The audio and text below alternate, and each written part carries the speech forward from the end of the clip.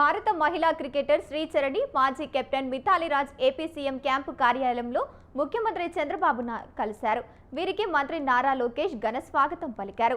మహిళల one day world cup ను గెలుచుకున్నందుకు శ్రీచరణికి వారు అభినందించారు. భారతదేశ మహిళలు సత్తా చాటారని, మహిళా క్రీడాకారులకు ఆదర్శంగా నిలిచారని సీఎం అన్నారు. భారత క్రికెటర్ శ్రీచరణికి ఏపీ రాష్ట్ర ప్రభుత్వం 2.5 కోట్ల నగదు పురస్కారం ప్రకటించింది. దీంతో పాటు గ్రూప్ 1 ఉద్యోగం, కడపలో ఇంటి స్థలం ఇవ్వనున్నట్లు తెలిపింది.